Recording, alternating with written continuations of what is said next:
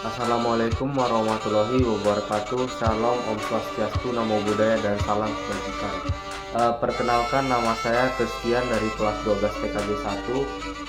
Kalian tahu tidak kenapa di Indonesia itu rata-rata pembangunannya itu tidak maksimal ataupun tidak merata? Nah, salah satu penyebabnya itu karena adanya korupsi. Jadi hari ini saya akan membahas tentang korupsi yang ada di Indonesia. Selamat menyaksikan. Oke, apa itu korupsi? Korupsi itu adalah penyalahgunaan kekuasaan untuk kepentingan pribadi. Itu bentuknya ada berbagai macam, misalnya ada suap. Suap itu kayak kita memberi uang kepada suatu pihak, kayak hakim, agar urusannya itu cepat selesai.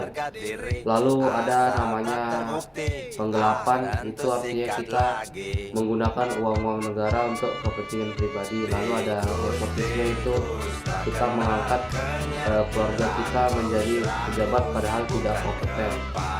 Sayangnya ini semua sudah sering terjadi di Indonesia.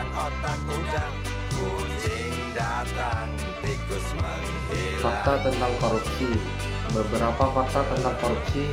Indonesia mendapatkan skor 34 dari 100 dalam indeks persepsi korupsi, mendapatkan peringkat 115 dari 180 negara. Artinya tingkat korupsi Indonesia itu masih tinggi. Lalu data KPK menunjukkan bahwa kerugian akibat korupsi itu telah mencapai ratusan triliun rupiah. Padahal uang sebesar itu dapat digunakan untuk membangun ribuan bahkan puluh ribuan sekolah di berbagai daerah di Indonesia. Dampak dari korupsi. Ada beberapa dampak dari korupsi. Yang pertama itu pembangunannya jadi buruk. Banyak proyek yang selesainya itu asal-asalan karena anggarannya itu dikurangi. Lalu yang kedua ada pelayanan publik, itu dia menjadi lambat ataupun tidak maksimal karena dana yang harusnya masuk ke fasilitas itu malah bocor. Lalu yang ketiga itu ada kesenjangan sosial melebar. Itu yang kaya makin kaya dan yang miskin makin susah. Lalu juga ada efek lainnya, itu seperti kepercayaan kepada pemerintah menurun, dan juga investor asing akan ragu untuk masuk ke Indonesia, jadi akan menghambat ekonomi kita juga. Contoh kasus korupsi. Salah satu kasus korupsi yang paling terkenal adalah kasus SNTP yang menyebabkan kerugian sebesar 2,3 triliun rupiah. Uang sebesar itu harusnya digunakan untuk membuat sistem identitas yang aman, tetapi malah dinikmati oleh oknum pejabat.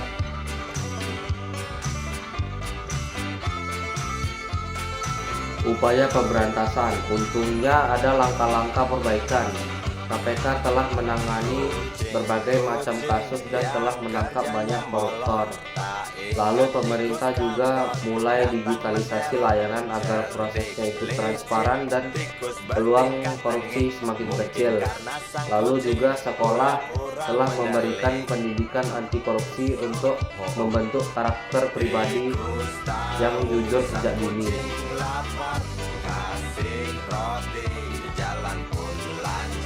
Peran kita sebagai generasi muda, kita harus mulai dari hal yang kecil.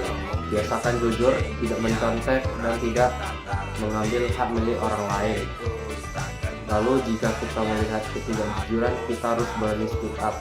Dan yang paling penting, kita harus kembangkan kemampuan diri agar bisa menjadi sukses tanpa cara yang curang.